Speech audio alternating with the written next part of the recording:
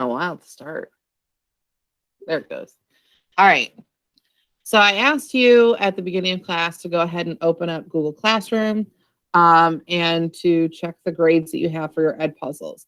At this point in the semester, the majority of our grades are reflective of your EdPuzzles and your EdPuzzle scores because we've had 6 of those so far and 2 Common Lit assignments.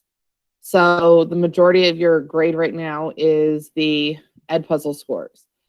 So today's agenda is how to be successful at redoing an EdPuzzle.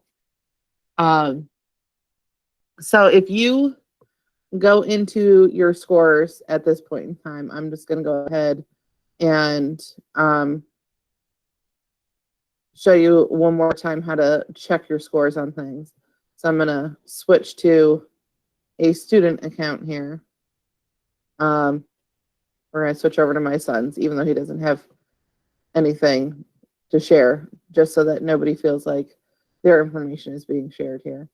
When you go to Google Classroom, the way to find out what your scores are is to click on the title of the class that you want to go to, select classwork, and then you're going to click on this view your work. When you go to view your work, you'll be able to see a list of all of the assignments you have and their status. So it'll show you things like whether or not it's been graded, what the score is on that, and if it says returned on it, that basically means that the grade has been checked over by the teacher and that we are returning the work to you, just like if you turned in an assignment in class and we graded it, we would return it to you. All right, so you're going to look for that icon up there at the top that says view your work. Now, if you guys have completed any EdPuzzles and are not happy with the scores, if you've got anything below 10 out of 10 on them, you can redo any of them that you want. You'll simply need to go onto your pages, and I'll show you where it is on ours. So I'll switch over to my own here.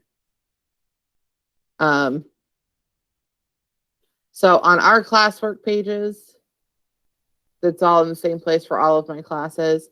The do-over form is located right here at the bottom of class links.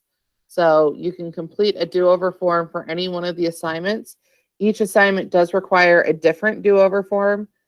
This gives me the opportunity to be able to record your previous grade and everything so that I can keep track of the number of attempts and how well you've done each time.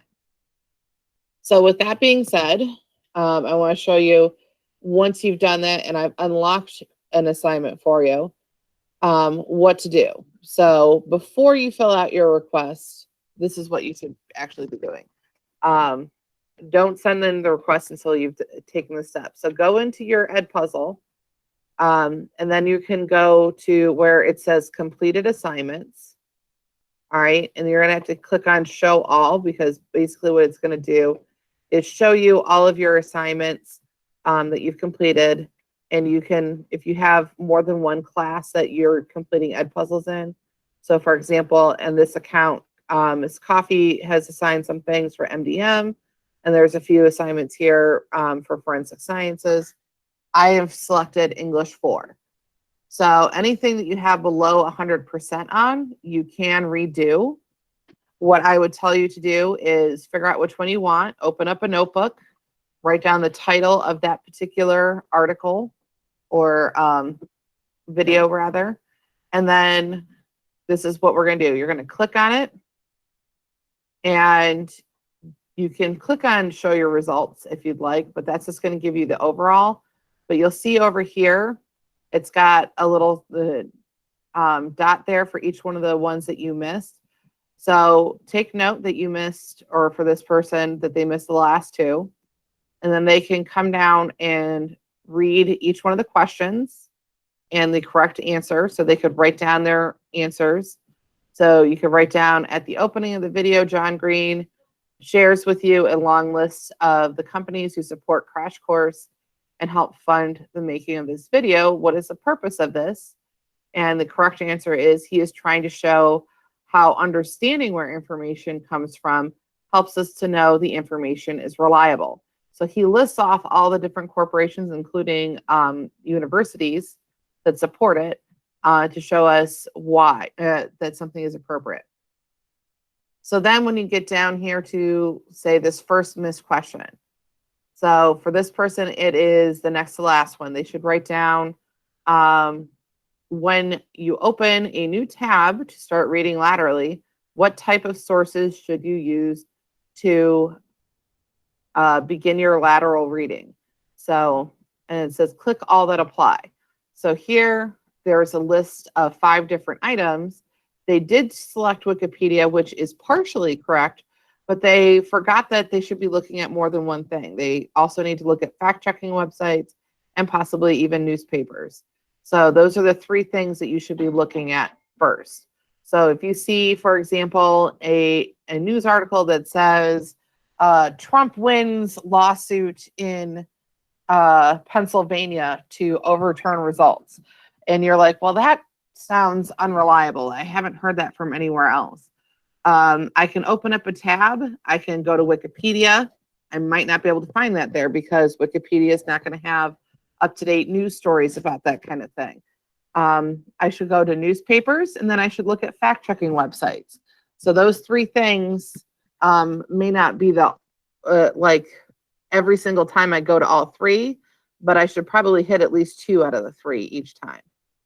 All right. So if I'm taking notes on this, then I can go through and put in for all of the correct answers so that after I go through and submit my redo request, when I come back to rewatch this and do it over again, I can use those notes then to retake the quizzes. If you don't really like spending 45 minutes taking EdPuzzles, because that's about the amount of time it would take for you to do this twice, because it is a 12-minute thing, and with having to stop and answer the questions, it takes a few extra minutes. So if you don't really enjoy spending that much time doing that, my suggestion is the first time you do them, that you are also taking notes as you're doing it. You can write down the question whenever you retake one and take the little cursor back to the previous question and rewatch that section so that you can come back to it and try and answer it properly. And that is a good strategy right there. Another thing that you can also do is make sure that you have other things that are in the house that might be distracting to you, such as your TV, your phone, other things turned off. I know you guys think that your brains are great at multitasking, even if you are like me and you have ADD, but the problem is when your brain is multitasking, it's not really paying full attention to any of the items that you're doing at the same time, and things get left out. That's just the function of all of our brains. That's the way they are. So make sure that you have minimized your distractions, that you're taking the notes, that if you're going to submit a do-over, that you've taken the time to review your answers so that you can get a 10 out of 10 the second time you take them. I'm going to do a little bit of looking into this from the student point of view as far as your Common Lit stuff goes, because I think you can look at your quiz answers on Common Lit, but I'm not sure if it only does it after I have returned them or not. And the problem is if I return them and unlock them for you to do, they are like, you have to go down a rabbit hole to get into them to redo them. All right. So any questions or comments or concerns about how to get the best score when you're redoing an EdPuzzle?